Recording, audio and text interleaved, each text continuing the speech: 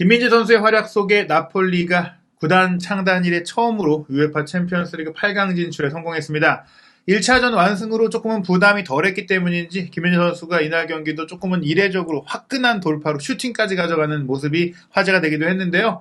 나폴리가 어떻게 8강에 오를 수 있었는지, 김민재 선수의 활약은 어땠는지 부버지 김현민 기자와 함께 주요 장면들 분석해 보도록 하겠습니다. 안녕하세요. 네, 안녕하세요. 나폴리가 기대 이상의 점수차로 승리한 것 같아요.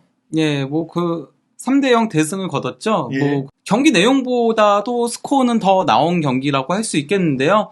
일단 프랑크푸르트가 전력 누수도 컸었고, 또 이제 나폴리 홈이기도 하고, 그리고 확실히 그 선수 개개인의 기량 자체가 나폴리가 위라는 게 보였어요. 예, 사실 원정 가서 2대0으로 이겼으니까 홈에서 3대0으로 이길 수도 있지 않겠느냐라고 이제 생각할 수 있겠지만, 사실 이제 승기를 잡은 상태면은 조금 힘이 빠질 수밖에 없고, 예. 오히려 프랑크푸르트가 달려줄 수 있으니 비등비등한 경기, 오히려 1차전을 크게 이긴 팀은 2차전을 비기거나 작은 점수로 이기는 경우들이 있는데, 예. 합계 5대0 완승으로 완벽하게 8강에 올랐고요. 같은 시간 열렸던 그 레알 마드리드와 리버풀의 경기가 사실 그랬어요. 예. 레알이 리버풀 원정 가서 5대2로 크게 이겼었기 때문에 조금만 힘을 빼고 홈에서 경기를 하면서 예. 막판에 막판에 나온 골로 1대0으로 이겼는데, 어찌됐건 나폴리가 8강에 오른 팀들 중에서는 가장 좀 화끈한 모습을 보이지 않았나 싶습니다. 다만 이제 레알 마드리드 리버풀 경기 자체도 제가 경기를 다 본 건 아니지만은 레알 마드리드 자체가 더 축구를 잘한다는 걸 보여주면서 그러면서 결국은 1대0 승리를 거둔 거죠. 예, 그러면 올라갈 만한 팀들이 8강에 올라갔다고 할 수 있겠는데요. 나폴리의 선발 명단, 사실 지난 주말 아탈란타와의 경기에 조금 부상이 있었기 때문에 김민재 선수의 몸 상태에 대한 국내 팬들의 우려가 있었지만 스팔레티 감독은 애초에 예고를 했어요. 김민재 선수를 출전시킬 수 있다라고 얘기를 했고 그대로 나왔고요. 지난 아탈란타전에 부상으로 결장했었던 메렛 골키퍼가 이제 선발 출전했고, 또 이제 후이는 징계로 최근에 리그 경기 2경기 연속 빠졌잖아요. 예. 챔피언스 리그에서 이제 정상적으로 선발 출전했습니다. 사실상 이번 경기 쉽게 갈 수도 있었는데 거의 주전 전력을 상당수 이제 투입을 했다고 볼 수 있어요. 상당수가 아니고 전부 예. 다죠. 왜냐면 예. 원래 후이가 주전이니까요. 그렇죠. 올리베라가 예. 조금 더 백업에 가깝고. 예, 로사노가 최근 잘하긴 했지만 로사노나 폴리타노는 사실 거의 비등비등한 입지니까요. 그리고 로사노는 경미한 부상이 있었기 때문에 이번 경기에 그러니까 교체 투입을 통해서 몸을 끌어올리는 형태로 간 거죠. 반면 이제 프랑크푸르트 같은 경우는 일단 무하니가 빠진 자리에는 보레가 선발 출전했고요. 또 이제 크나우프가 부상임에도 그냥 바로 이제 출전을 감행을 시켰습니다. 그리고 왼쪽 풀백에 원래 그 막스 대신에 렌츠가 나왔는데요. 그러면서 이제 프랑크푸르트는 원래는 이 팀이 3-4-2-1 포메이션을 쓰잖아요. 예. 하지만은 1차전에 0-2로 패했으니까 공격 자원이 부족함에도 불구하고, 그러니까 무한이는 이제 징계로, 이제 린드스템은 부상 후 빠진 상태였잖아요. 그래서 공격 자원이 부족함에도 4-2-3-1로 조금 더 공격적으로 경기에 나선 겁니다. 실제로 경기 전에 이제 글라스너 감독도 빠르게 이제 한 골을 우리가 넣는다면 어떻게 될지 모른다, 이렇게 얘기를 하면서 이제 총공세를 예고를 했어요. 이 보레 선수 같은 경우도 사실 저희가 곧 국내에서 볼 수 있는 선수입니다. 3월 클리스만 감독의 데뷔전인 이제 콜롬비아와의 경기에 이 선수가 이제 선발이 됐기 때문에 김민재 선수 또 한 번 만날 것 같은데 이렇게 좀 나왔고요. 나폴리는 변화가 없었던 거였죠. 나폴리는 4-3-3으로 나왔고 크바라첼리아, 오시멘, 폴리타노, 스리토베, 치엘린스키, 로보트카, 앙기사 이제 3미들, 그러니까 거의 말씀하신 대로 이제 플랜 A로 나왔다. 결코 방심하지 않겠다는 모습을 보였다. 그리고 이제 경기 시작과 동시에 나폴리가 먼저 이제 슈팅을 가져가면서 상대의 기선을 조금 제압하는 모습을 보여줬는데요. 일단 좁은 지역에서 패스를 조금 주고받다가 이제 앙기사가 백패스를 내준 거를 폴리타노가 받아서 측면으로 접고 가다가 중거리 슈팅 가져간 걸 트랍 골키퍼가 선방을 했습니다. 이후에 다시 이제 프랑크푸르트의 공격이 조금 있었는데요. 9분경에 지브리소가 이제 패스를 내줬고 크나우프가 이제 볼을 끌고 가면서 중거리 슈팅을 가져갔는데, 여기서 이제 김민재 선수가 더 뒤에, 후위보다도 더 뒤에 있었는데도 빠르게 달려 들어가가지고 몸으로 이제 막아내는 장면이 있었습니다. 특유의 전진 수비이자 블로킹으로 이제 슈팅을 골대 안으로 가지 못하게 사전에 차단했고요. 이 경기에서 프랑크푸르트가 시종일관 압박을 굉장히 강하게 가져갔어요. 그렇기 때문에 나폴리한테 공간이 많이 나오지 않았음에도 나폴리가 확실히 한 수 위라는 거는 그 압박들을 풀어내는 데 있었거든요. 이번에도 그 나폴리가 왼쪽 측면 공격을 할 때 그때 이제 상대 선수들이 상당히 많이 있었음에도 앙기사와 흐비차 그리고 지엘린스키가 좁은 공간에서 패스를 주고받고 가다가 이제 그 지엘린스키의 패스를 받아가지고 흐비차가 드리블을 치고 가다가 전진 패스를 준 거를 오시멘이 그대로 패스 방향 살려서 슈팅을 가져갔는데 트랍 골키퍼가 이번에도 선방을 했습니다. 네, 지금 뭐 그림을 보시면 아시겠지만 많은 패스 연결과 유기적인 움직임을 통해서 나온 장면이었고 또 이제 최근에 조금 떨어졌다고 생각했던 안기사가 이번 경기는 조금 살아나는 모습을 보여주면서 네. 나폴리 플레이가 잘 풀렸습니다. 예, 그리고 이제 19분경에는 이건 이제 상대 실수에서 가로채기로 이제 시작된 역습 상황이었는데요. 흡이차가 상당히 먼 거리를 단독 드리블을 통해서 박스 안까지 들어와가지고 슈팅을 가져갔는데 이 역시 트랍 골키퍼가 각도를 좁히고 나와가지고 선방을 한 거였습니다. 근데 이 과정에서 오시맨이 약간 크로스 되듯이 지나가면서 상대 수비의 시선을 교란하는 장면이 있었던 거였죠. 네, 공격 라인에 좋은 이제 부분 전술이 나왔는데 역시나 트랍 골키퍼가 좋은 위치 선정으로 막아냈어요. 예, 그리고 38분경에 이거는 약간 조금 이 경기에서 그가 프랑크푸르트가 굉장히 압박을 강하게 했다라고 했잖아요. 그것 때문에 나폴리가 전반전에 조금 고전하는 장면들이 있었거든요. 예. 특히 로보트카가 프랑크푸르트의 집중 압박을 조금 밀려나는 장면들이 있었어요. 예. 그 대표적인 장면이었는데 괴체가 압박을 계속하니까 로보트카가 밀려가지고 저기 골라인 근처까지 내려간 상태였어요. 예. 여기서 이제 상대 2명이 에어싸니까 김민재 선수한테 패스를 줬는데 김민재 선수가 받는 과정에서 또 크나우프가 압박을 강하게 오니까 터치가 조금 튀었어요. 터치가 튀면서 여기서 이제 압박을 들어온 렌츠한테 가로채기를 당할 뻔했는데 김민재가 발을 쭉 뻗어가지고 소유권 경합에서 이겨냈고 그러고 이제 측면으로 빠져나와가지고 또 이제 여기서 압박이 왔는데 롱패스를 그냥 바로 했는데 저는 이거 걷어내기라고 봤거든요. 걷어내기인 줄 알았는데 오시맨한테 정확하게 뚝 떨어지더라고요. 이렇게 차단한 수비도 좋았지만 공격 전개 과정에 좋은 롱패스까지 주는 어떻게 보면 이제 조금은 위기가 나올 수도 있는 상태를 끊어냈던 집중력에다가 네. 공격 전개 과정에서도 집중력을 유지했다. 네, 그리고 이제 38분 이전에도 한 3분 전쯤에 35분경인가 그때 상대 선수 4명한테 에어사인 장면이 있었는데 네. 거기서도 김민재 선수가 탈압박으로 이겨내는 장면이 있긴 했었습니다. 네, 점점 더 이런 공격 전개력과 이제 기술적인 면이 향상되고 있고 사실 김민재 선수가 최근 지친 기색이 좀 있었기 때문에 네. 이번 경기는 조금은 이제 평소보다는 견고함이 떨어지지 않느냐 했지만 그래도 정신력을 놓지 않았다. 예, 다만 터치는 조금 평소보다 예. 튀긴 했었죠. 예. 예. 그리고 이제 나폴리가 43분경에 이거는 지엘린스키가 상당히 먼 거리를 볼을 끌고 올라가다가 전진 패스를 줬고 흡이차가 패스 방향을 살려서 또 이제 파고들어서 슈팅을 가져갔는데 이 역시 이제 각도 좁히고 나온 트랍 골키퍼한테 막혔습니다. 네, 전반전에 그래도 꽤 기회가 있었지만 트랍 골키퍼를 넘기 충분하지 않았던 상황인데요. 그래도 나폴리가 전반전에 골을 넣으면서 좀 유리하게 끌고 갔어요. 예, 결국은 로보트카가 압박에서 풀리는 게 중요한 건데요. 그 전까지 로보트카가 압박에 조금 많이 시달렸으나 여기서 한번 이제 풀리면서 로보트카가 전진 패스를 폴리타노한테 찔러줬고 이제 폴리타노의 크로스를 오시맨이 타점 높은 헤딩 슈팅으로 골을 넣었죠. 물론 뭐 이 과정에서 프랑크푸르트 선수들이 오시맨을 아예 놓은 거 자체는 이제 실수였다고 보는데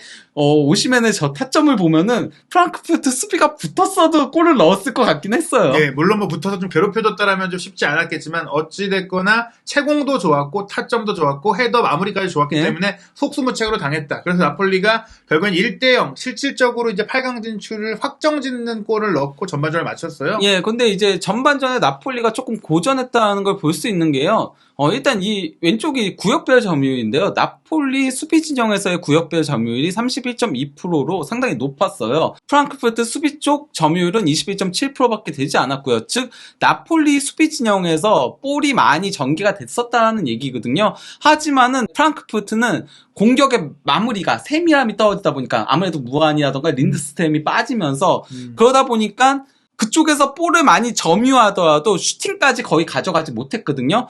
반면에 이제 나폴리는 압박 한번 풀어나오기 시작하면은 특히 지엘린스키하고 흡이차하고 오시맨이 상당히 좋은 모습들을 보여주면서 위협적인 공격을 감행한 겁니다. 예. 그러다 보니 뭐 점유율은 당연히 62대 38로 나폴리가 위였고요. 수비 진영에서 패스를 좀 많이 주고받아서 그런 점유율이긴 하지만요. 예. 그래도 기대 득점도 0.96골로 0.14골에 프랑크푸르트보다 크게 앞섰고 슈팅도 8회로 프랑크푸르트 2회보다 4배가 더 많았고 빅찬스도 무려 3회가 됐던 거였죠. 예, 그러면서 빅찬스 2개를 놓쳤기 때문이지 나폴리가 평소보다 좀 안 좋아졌다고 하더라도 충분히 이길 만한 앞설 만한 경기력을 보였다 결과적으로는. 그리고 사실 이제 후반전에는 김민재 선수가 UEFA 이제 공식 페이지에서 주목한 장면을 만들었어요. 그야말로 명장면이라고 할 수 있겠는데 52분에 김민재 선수가 흔치 않은 미스 더 타겟, 그러니까 빗나간 슈팅이 나왔는데 이게 미드필드 지역에서 공을 본인이 따내고 돌파하고 바로 스프린트 해가지고 슈팅까지 해서 니어 포스트로 아쉽게 빗나갔다라고 하면서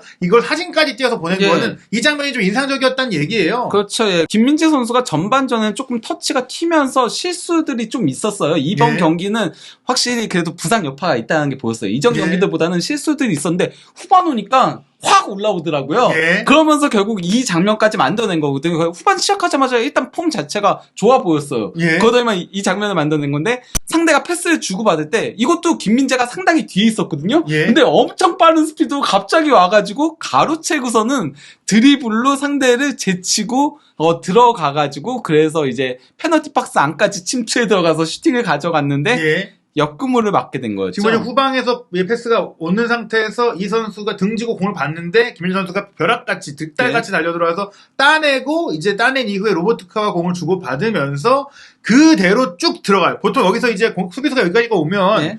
이제 윙어나 뭐 다른 공격수한테 넘겨주거나 그렇죠. 이제 본인 자리로 돌아가는 게 보통인데 그냥 한 3-4명 사이를 훅 뚫고 들어가서 그렇죠. 슈팅까지 했어요. 사실 그러니까 흡이차가 받으려고 살짝 빠져 있었거든요. 예. 나한테 주겠지 하면서 빠져 있었는데 김민재가 그대로 치고 들어간 거였죠. 사실 이 장면은 김민재 선수가 공 보고 앞에 보면 보고 갔어. 패스할 생각이 없었어요. 네. 이미 여기까지 온 이상 내가 매듭 짓고 가야겠다. 왜냐면 여기서 또 패스 연결하다가 끊기면 그게 수비 전환하기가 더 힘들거든요. 이게 만약에 골이 됐으면은 예전에 그 유명했던 짤 있잖아요. 부스케츠 0.9골이라고 예. 해가지고 부스케츠가 그냥 살짝만 툭 주고 메시가 혼자 드리블로 가가지고 골 넣었던 장면. 예.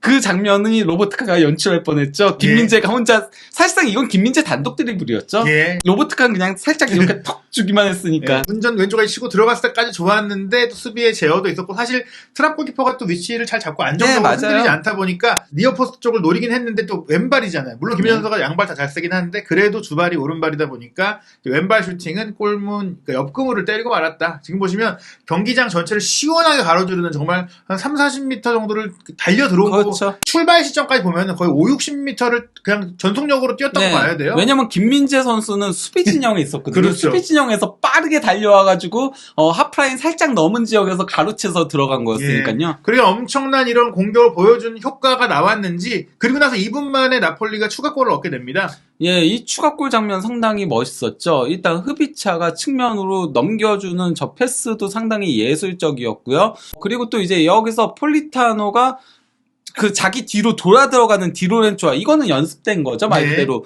디로렌초한테 패스를 찔러주면서 디로렌초가 이제 날카로운 크로스를 올렸고 이를 이제 오시맨이 슬라이딩 슈팅으로 골을 넣었죠. 예, 이 이후에 뭐 약간 손목이 접질리는 상황이 있어서 이제 오시맨이 부상인가 걱정했는데 뭐 큰 부상은 아닌 것 같았어요. 이제 붕대만 감고 그대로 경기를 진행을 했는데 어찌됐거나 오시맨이 이제 2골을 넣으면서 확실하게 이제 본인의 결정력을 자랑을 했고요. 그리고 나서 이제 클비차가 뭐 좋은 크로스 패스로 전개를 했던 것처럼 61분에는 또 본인이 치고 들어와서 네. 날카로운 감찰 시도했는데 역시 2골을 내주긴 했어도 트랍 골키퍼가 이제 날렵한 모습으로 선방을 해냈습니다. 그러다가 사실 프랑크푸르트도 조금 기세를 높이려던 과정에 완전한 그 쐐기골이 나오게 됩니다. 예, 지엘린스키가 상대 선수 3명 사이에 에어싸여져 있었는데도 네. 여기서 진짜 터닝 동작이 예술이었어요. 그러니까 저는 이번 경기 개인적으로 최고의 선수는 지엘린스키였다라고 봤거든요. 정말 이 경기에서 활약이 정말 좋았었는데 폼 자체가 굉장히 컨디션이 좋은 날 같았어요. 말 그대로 네. 오늘 터진 날 같았는데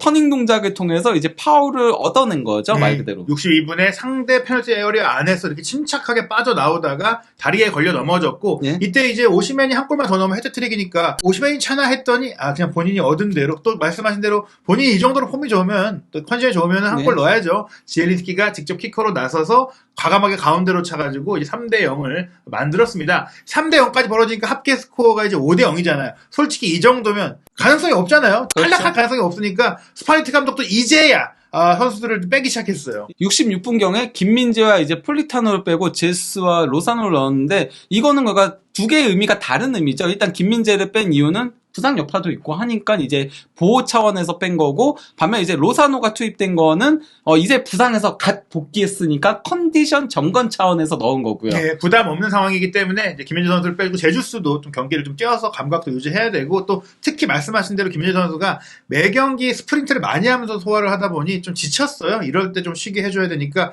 뭐 추가 시간 포함하면 한 30분 정도 그래도 덜 뛰게 되는 거니까 나름 스파리트 감독이 배려를 했다. 그리고 이제 10분 조금 더 지나서 74분에는 흡입차하고 최애스키까지 그러니까 지금 핵심 자원들을 주르륵 빼준 거잖아요. 예, 그리고 이제 대신 은돔벨레하고 엘마스가 들어갔고요. 또 이제 마지막 순간에는 시메오네까지 예. 투입하면서 말 그대로 대승 거둔 경기니까 빠른 시간에 평소보다는 빠르게 교체 카드들을 가져간 거죠. 예, 그러면서 결과적으로 3대 0으로 이기면서 1, 2차전 합계 5대 0이었고 2전 전승 무실점으로 8강에 오르는, 물론 이제 프랑크푸르트를 16강에서 만난 팀들 중에 뭐 아주 까다롭다고 할 수는 없겠지만 예. 나폴리가 또 굉장히 잘한 결과죠. 그렇죠. 예. 그러면서 이제 나폴리가 괜히 이번 시즌 그 챔피언스리그 우승 후보 중에 하나로 거론되는 팀이 아닌지를 확실하게 보여준 경기였다고 할 수 있겠습니다. 무엇보다도 나폴리는 8강 진출하면서 구단 역사상 첫 챔피언스리그 8강 진출인 건데요. 이게 그건 챔피언스리그만이 아닌 전신이었던 유러피언 컵까지 다 하더라도 이제 최초의 8강인 거죠. 그 위대했던 유일하게 세리에A 우승했던 마라도나 그 황금기조차도 해내지 못한 업적을 김민재 선수가 있는 나폴리가 해낸 겁니다. 네, 김민재 선수가 나폴리 입단 첫 시즌 안에 뭐 지금 세리에A 우승도 이렇한데 챔피언스리그 8강 진출도 최초로 이뤘기 때문에 만약 한 시즌 만에 나폴리를 떠난다고 하더라도 나폴리 축구 역사에 영원히 남을 이름이 이미 됐다. 뭐 경기 기록을 놓고 보면은 나폴리가 완승이 뭐 당연했던 경기였어요. 다만 프랑크푸르트가 마무리가 안 좋았다는 게 기대 득점에서도 확인을 할 수 있는 거죠. 예, 뭐 나폴리는 확실히 프랑크푸르트의 압박에 조금 고전하긴 했지만은 선수 개개인의 기량이 위라는 걸 보여줬어요. 그러면서 압박들을 깨고 나가면서 결국 마무리까지 지었다. 반면에 프랑크푸르트는 열심히만 뛰었지만은 개인의 기량은 밀렸다. 특히 무아니아 린드스템 같은 주축까지 빠지니까 이 격차가 더 크게 벌어지더라. 이게 3대0 스코어로 갔다라고 할 수 있겠습니다. 네, 저는 뭐 인상적인 기록이 이제 유효 슈팅 8대1인 것 같아요. 지금 네. 프랑크푸르트는 마침표를 찍을 선수가 전혀 없었다는 네. 것인데요. 거기다 공격 위협도 그래프를 놓고 보면은 그래도 공격을 주도한 시간은 크게 차이는 나지 않아요. 근데 중요한 거는 나폴리가 공격할 때마다 그래프가 확 올라가죠. 그냥 몰아칠 때 확실하게 몰아치면서 마무리까지 지어버렸다는 거예요. 이게 양 팀의 차이였다라고 할 수 있죠. 반면 프랑크푸르트는 확실하게 몰아친 거는 딱 저기 60분 바로 직전. 예, 2대0이 됐을 때. 예, 그때 딱 한 번밖에 없는 거예요. 적어도 사실상 나폴리가 2대0이 된 이후엔 조금 긴장감이 떨어지니까 그렇죠. 프랑크푸르트가 올라온 거고, 그러다가 페널티킥을 내주면서 완전히 무너진 것이었는데, 손쉬운 경기였다고 할 수 있겠지만 그래도 김민재 선수가 수비를 잘해줬기 때문에, 즉 아무리 프랑크푸르트의 마침표가 좀 아쉽다고 해도 좋은 수비수가 있으니까 그게 또 이제 막을 수 있었던 거잖아요. 예, 일단 뭐 김민재 선수가 이 경기에서 볼터치 76회 그리고 또 이제 패스도 65회를 시도를 하고 패스 성공도 56회를 기록하면서 이게 그 교체 아웃되기 이전 시점까지는 최다를 기록하고 있었습니다. 거기다가 근데 이제 이 경기에서 김민재 선수가 조금 컨디션이 좋지 않다는 걸 확인할 수 있었던 게 정확도가 이전보다는 좀 떨어졌어요. 일단 뭐 패스 성공률도 86%였고요. 무엇보다도 이제 공격 진영 후에 패스 성공률이 57.1%로 가장 떨어졌었어요. 그리고 소유권의 이른 횟수도 11위로 가장 많긴 했는데요.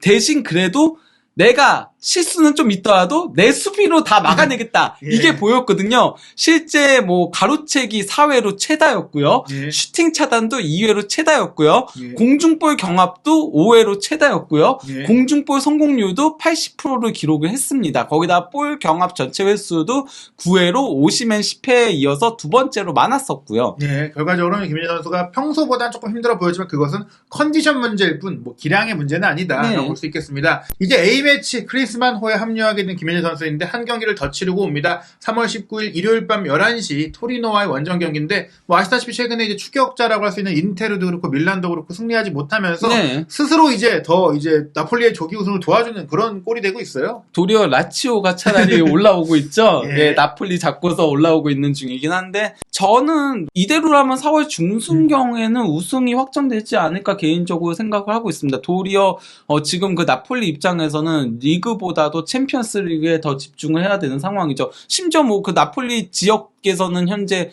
우승 퍼레이드 같은 것들 준비를 미리 하고 있다라고. 그래서 원래 이럴 때면 호텔도 미리 다 광장에서 하잖아요. 그런 퍼레이드를. 그래서 그 호텔 예약도 이미 다 끝난 상태고 뭐 그렇다는 얘기들이 있더라고요. 뭐 지금 우승 그 파티를 준비해도 이제 설레발이 아닐 정도기 때문에 그렇죠. 이 토리노전 이긴다면 뭐 사실상 4월에 이제 언제 우승하느냐를 카운트다운 할 것 같아요.